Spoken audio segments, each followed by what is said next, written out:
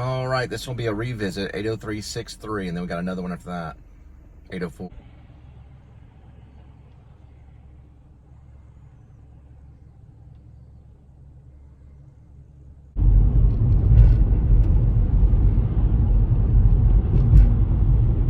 All right, next one is 822, 10, and 4.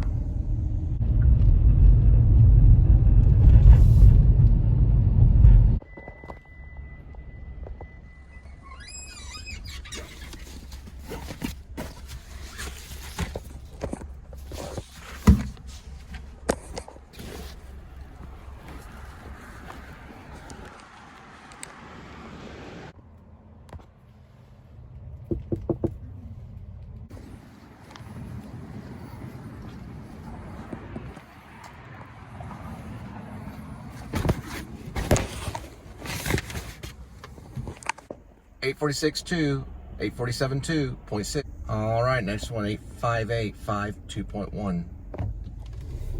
All right, next one, that was a 3-part series, so 908.6 and 2.6. I think that was Carmina that was playing.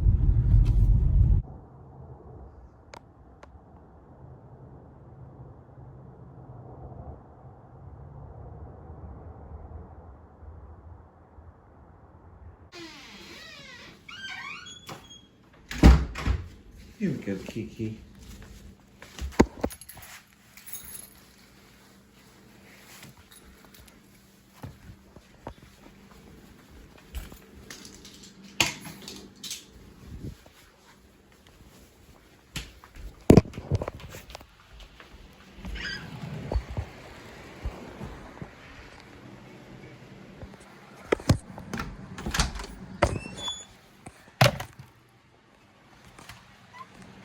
I'm gonna tell you all a story I don't tell a lot of people. When I first started acting, I did Look Homeward Angel. I went back when I was in college and watched the video on it. I still have the video today. There was some passion there, but I'm gonna tell you a little story. Yeah, I know, I'm telling a story. Okay.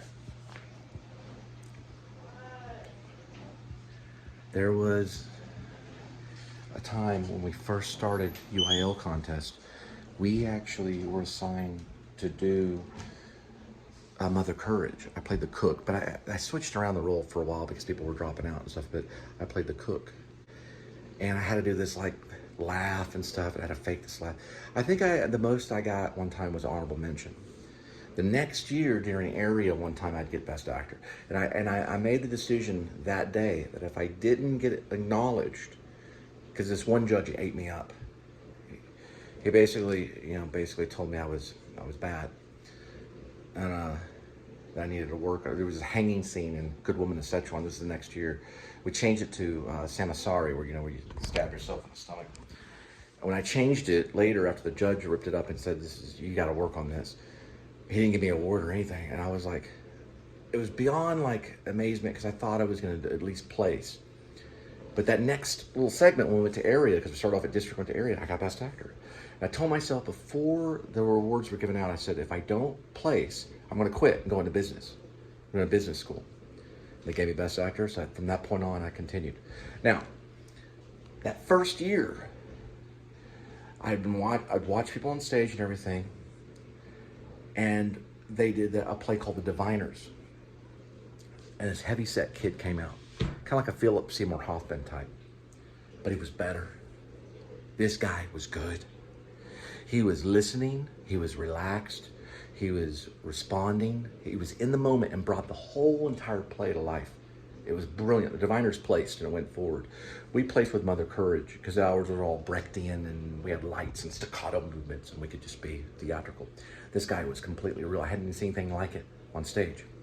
They say the same thing about this guy when they saw him on stage. That it was just completely real.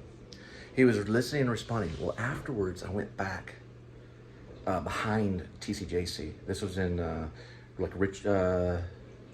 Hearst. It was in Hearst.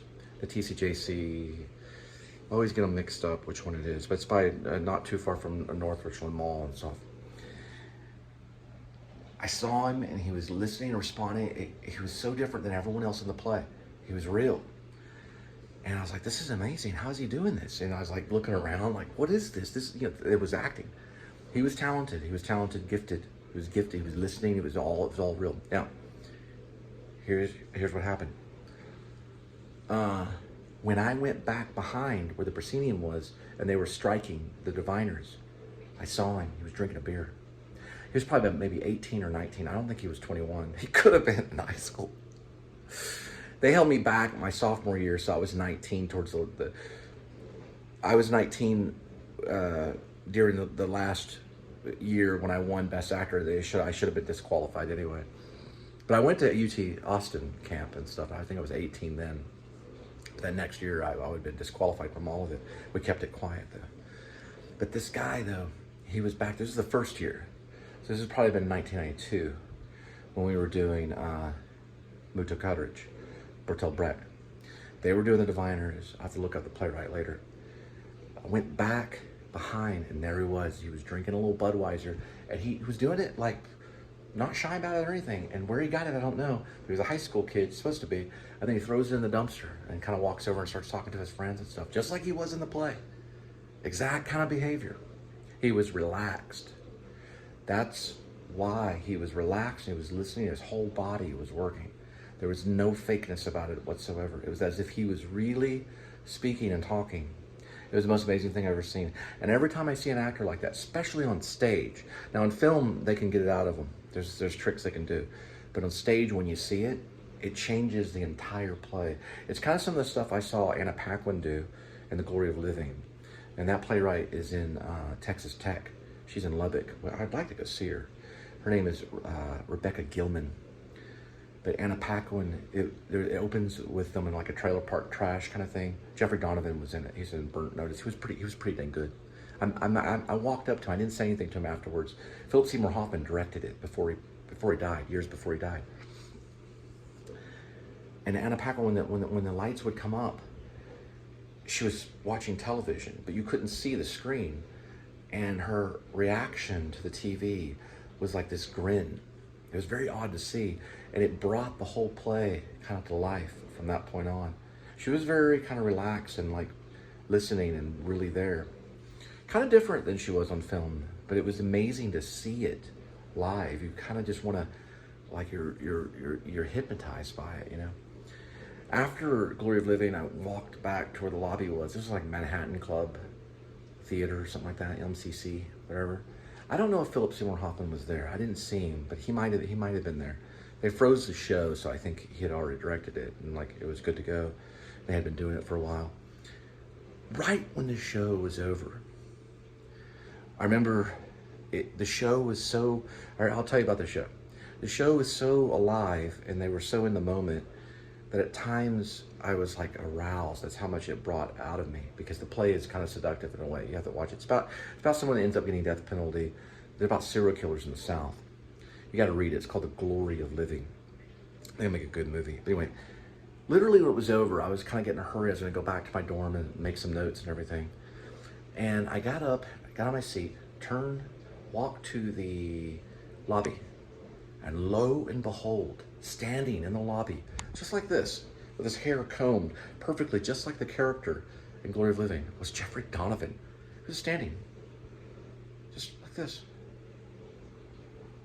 Kind of, yeah. People were just. That's what he did. So to network. So after the show, he got dressed in his clothing after the show and just stood, right there in the lobby. That's how they do it. They network right after the show so they can meet somebody. I was going to say something. I was going to go up to him and say, hey, man, that was... Because there was a moment where he had to cry on cue. And that's when he's giving... I think they give him life. They give Anna Paquin's character the death penalty. And they go and they kill these people like on the road and stuff. It's very violent. They don't show it, but they talk about it, which is, I think, even more violent. You have to see it. It's a strange one. But she learns to play the keyboard on death row because the lawyer comes back to talk to her. And he brings a keyboard in and teaches her how to play a keyboard. Teaches her the glory of living, which she was losing. It was a losing battle for her because she was given the death penalty for murder.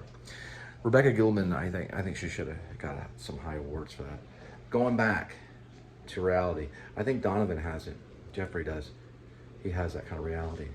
Paquin definitely does. We do that. She's a girl. Anyway, I just like talking about acting. Y'all have a good night.